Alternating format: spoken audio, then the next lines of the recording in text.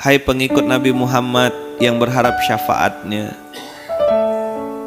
ingat-ingatlah 3 kisah ini. Rasulullah memaafkan penduduk Taif, Rasulullah memaafkan Yahudi buta, Rasulullah memaafkan Abu Sofyan. Inilah sabar. Membalas kebaikan dengan kebaikan itu biasa, apa istimewanya? Tapi membalas kejahatan orang lain dengan kebaikan itu perintah Quran. Idfa billati hiya ahsan. Orang caci makian tuh,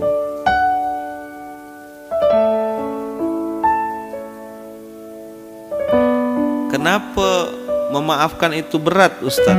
Ya karena pahalanya besar, rewardnya luar biasa. Saya dulu masih ngisi-ngisi kelas ya, masih keliling-keliling zaman-zaman klik dulu. Klik itu kan saya yang buat, namanya Kiat Lepas dari Kemiskinan, follow up dari seminar Mustahil Miskin. Lalu karena udah tidak sempat lagi, saya wakafkan lah itu klik itu ke Bang En dan Kak Mira. Klik itu saya yang buat modulnya, kurikulumnya, sama-sama Bang En, Kak Mira. Tapi perjalanan waktu saya udah tidak cukup waktunya, rasanya keliling-keliling udah tidak mampu lagi. Nah saya bilang, bro, Kak Mira lanjutkan, ganti. Makanya K-nya tuh kemiskinannya diganti jadi Kiat Lepas dari Kesulitan sekarang. Karena banyak yang tidak mau ikut gara-gara aku tidak miskin kata dia, tapi sulit. Nah yaudahlah, akhirnya ganti jadi Kiat Lepas dari Kesulitan. Isinya curhat semua tuh. Dan saya kok udah di kelas, karena orangnya itu kan tidak bisa lari kan, dikunci pintu kan. Mau lari kemana gitu lah. Oh di kelas garang saya. Tulis, saya bilang, catat. Siapa-siapa yang punya salah sama antum, tulis sekarang. Saya bilang, saya tunggu. Dan bilang sama Allah, maafkan sekarang, sambil dicoret. Saya tunggu, saya tengok betul-betul. Tidak akan saya lanjutkan materi. Saya bilang, maafkan sekarang. Saya bilang, ini yang membuat kau sulit. Ini yang bikin hidupmu sangshot.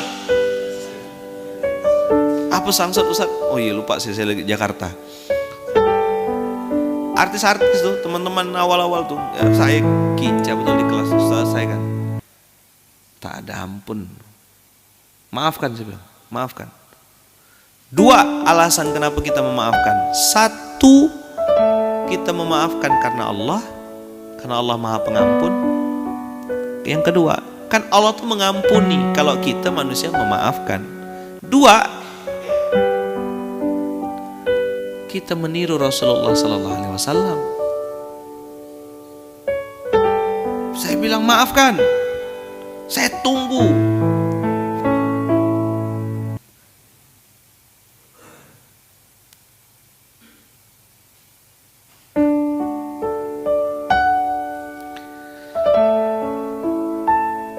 Saya tunggu tuh, ada yang berlinang air mata sambil nyoret tuh, bergegar dia. Ini orang yang pernah zolimi saya, Ustaz. Ini orang yang pernah mempermalukan keluarga saya, Ustaz.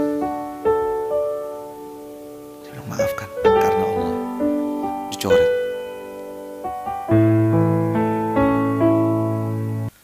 Begitu selesai, hening tuh ruangan seminar tuh. Senyap semua. Tetesan air mata jatuh masing-masing, basah.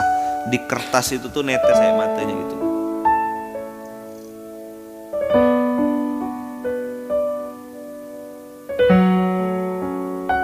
Dah, saya bilang, sekarang apa yang dirasakan? Satu-satu testimoni. Kok dada saya rasanya lapang saat ya. Saya bilang, kita nih beda sama Rasulullah. Kalau Nabi Muhammad itu alam nashrah, dibaca tadi kan, alam nashrah laka sadrak.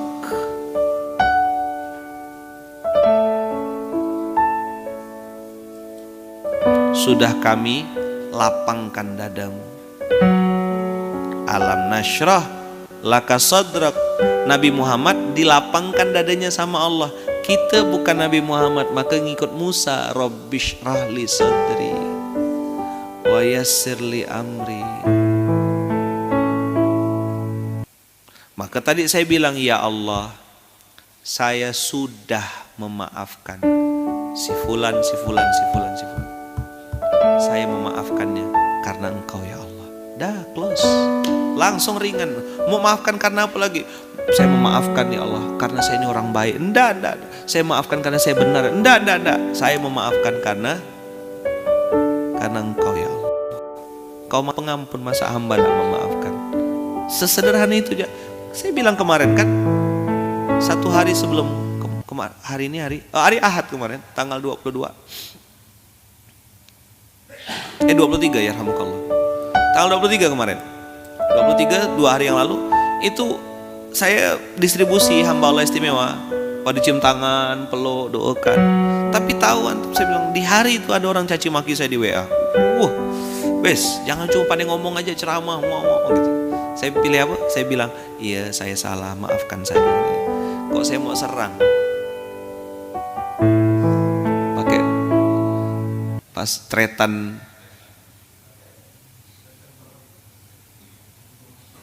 habis.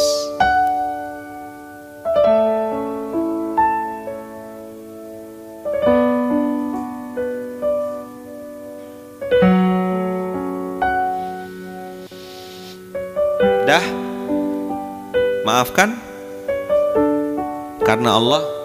Yang kedua, maafkan karena meniru Rasulullah. Dah, close, langsung rilis. Maka saya bilang jamu jati, jaga mulut, jaga hati. Terakhir, izinnya guru balik awal hari ini. Ada video dari Tuan Guru bagus, dikirim ke saya. Waktu kami di Batu Tilam, tak ada sinyal waktu itu. Video ini video lama. Nanti saya share insya Allah di Instagram. Kita akan posting. Baru saya memahami. Ada waktu 2 menit. Ternyata baru saya memahami, kalau kita merasa bersalah, itu hati kita amat sangat halus untuk meresapi kata-kata orang. Setiap kata-kata itu menyentuh hati kita. Itu psikologis orang merasa bersalah. Setiap orang merasa bersalah, maka hatinya akan amat sangat halus dan sangat lembut. Maka jangan heran kalau ada orang yang baru taubat, hijrah, itu mudah sekali menangis. Kenapa? Hatinya mudah tersentuh. Dan saya merasakan itu hari ini. Makanya ketika Habib Anis tadi baca ayat tabat yada abi lahab, jangan aku yang Abu Lahab itu. Tarmihim bihijaratin min sijil, mereka dilempari batu-batu dari api neraka. Jangan aku yang dimaksud. Halus sekali. Merasakan psikologis orang bersalah. Ketika Ustaz Lukman mengatakan, apa gunanya panjang jam kalau kita nggak punya waktu? Apa gunanya punya sepatu kalau nggak bisa dipakai? Apa gunanya punya jaket kalau nggak bisa menutupi diri kita? Ketiga-tiga itu tinggal di mobil tadi malam.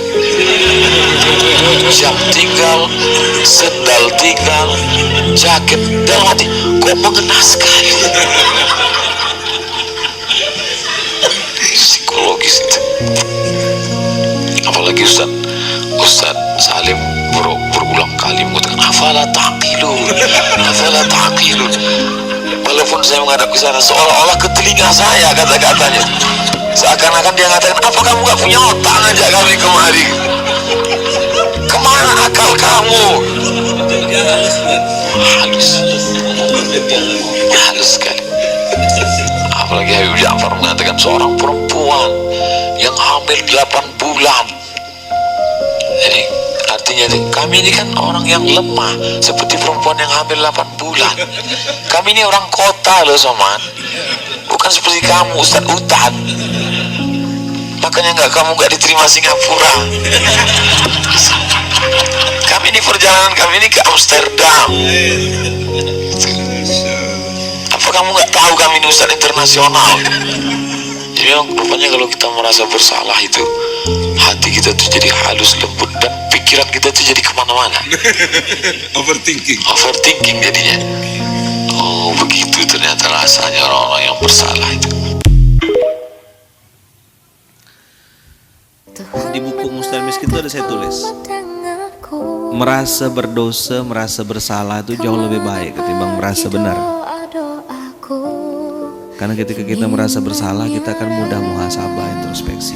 Dan anehnya solusi itu datang tuh tanpa kita tahu gimana caranya, pikirkan. Saya juga gak terpikir cemana utang saya lunas, cemana masalah saya selesai, cemana nama baik saya digontor, dibalikkan Allah. Tuh tak terpikir, mana ada. Orang fitnahnya sampai ke pondok kok. Lukman tuh bohongkan kiai, Lukman tuh begini, Lukman tuh di Malaysia begini. Dan saya tahu orang yang fitnah itu kenal gitu. Jadi saya diam ya. Sampai akhirnya Allah takdirkan saya dikembalikan Allah lagi ke Gontor. Mungkin antum karena bukan orang Gontor ya, jadi tidak tahu.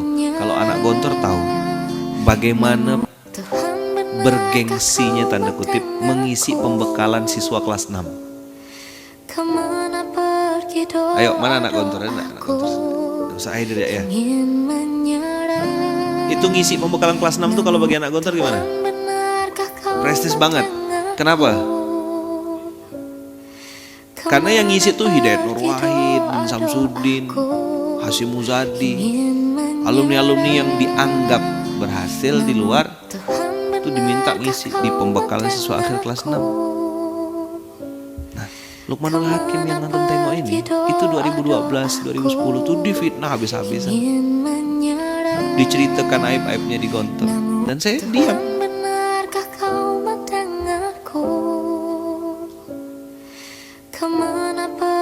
Maka waktu itu saya pilih ya Rabbana zolamna anfusana adalah bandingkan dosa-dosaku masa lalu, dosa-dosa ngelalaikan sholat, dosaku ini. Ya udahlah saya bilang. Dan saya banyak ketemu sama orang abang kakak, bukan cuma saya gitu, yang masalahnya tuh diselesaikan Allah tuh justru karena muhasabah, karena introspeksi. Ustaz, nanti kita selesaikan Ustaz, saya udah punya solusi Ustaz, caranya tuh nanti saya ginikan. Enggak selesai. Saat dia bilang Rabbana zolamna anfusana, Nabi Adam kan begitu, tertunduk, terdiam. Nabi Yunus juga gitu.